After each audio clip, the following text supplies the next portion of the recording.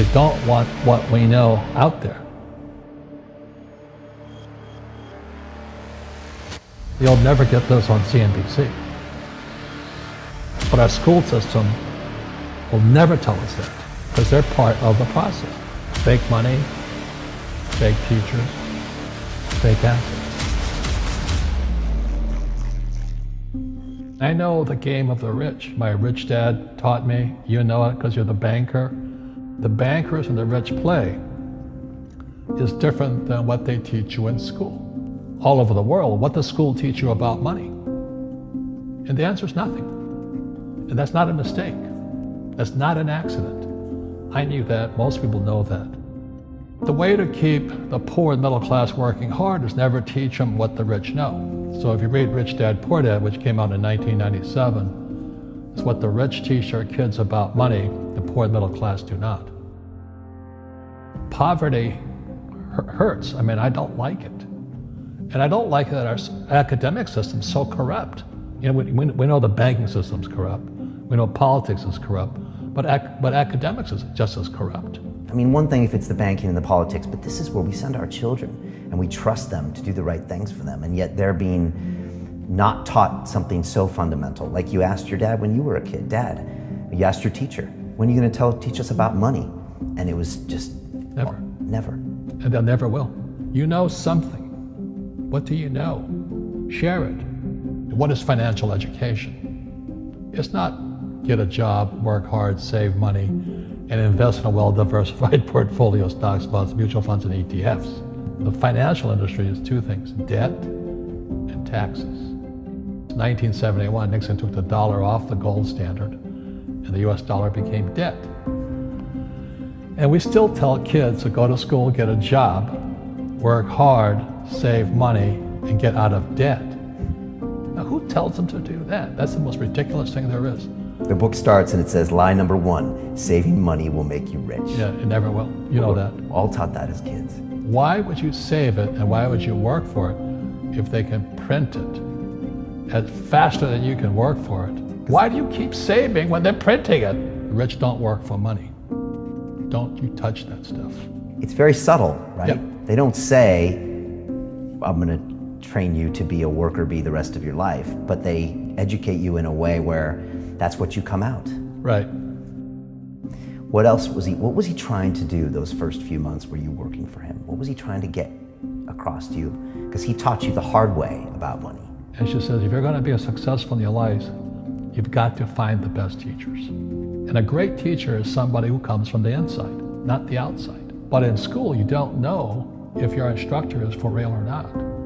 That's where the fake teacher comes from. I said, I want you to teach me about money. So why should I teach you? He said, but if I teach you, you work for me for free. And I said, why for free? And my poor dad went nuts. He says, because if I pay you, you think like an employee. Your brain will change.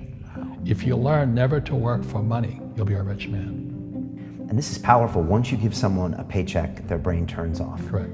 Because it's... And then the promise of a pension. Right. And job security. Which is kind of a paycheck in disguise. Correct. After you stop working. Give the man a fish, eats for the day, teach him to fish, eats for a lifetime. And most poor people confuse assets for liabilities. They think their home is an asset, it's actually a liability. Right. An asset is a noun, like a house. Cash flow is a verb. So to understand if it's an asset or liability, it takes a noun plus verb. So if the cash is flowing out of your pocket, it's a liability. If the cash is flowing into your pocket, asset, verb, it's an asset.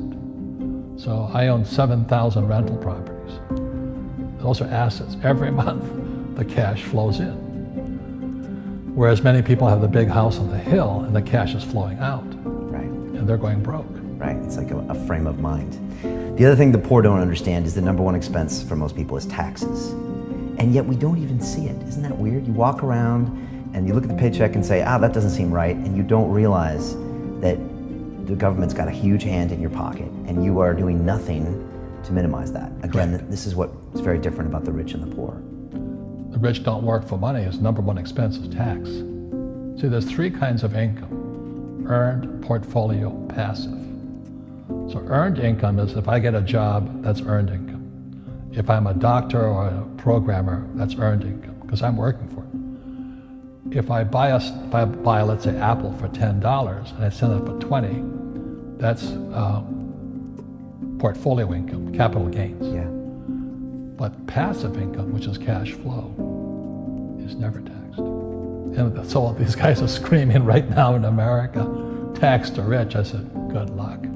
Because most of the guys complaining, they don't know there's three kinds of income. And the rich don't have jobs anyway. They have assets. And so the average schmo out there, poor guy, sent the kid to school. They don't learn this. You see, very few people will buy what I do, make $1 million and pay zero tax. And my rich dad taught me that playing Monopoly. That's how it started. 4 greenhouses, 1 red hotel. Or the McDonald's formula. I write about it here. McDonald's, Ray Kroc. Yeah. McDonald's is in the real estate business. So they sell hamburgers, but they buy real estate, so they pay no taxes. This guy Bezos, he's $16 billion. How much tax did they pay on that $16 billion? Zero. And that's all legal. Anyone can do it. Everybody can do it. But most people lack the education. So once you learn how to use debt as money, you can never say, I can't afford it. You see, because the banks will give you, so the banks, after the crash of 2008, the banks gave me $300 million tax-free. When I asked the average guy, I said, why don't you use debt? They can't even get a loan because their scores, their FICO scores, I don't know if you have them here, are so bad. The school teachers will never tell you that because they don't know it. My poor dad never knew that. You don't know if something is an asset or a liability until you can say which way the cash flows.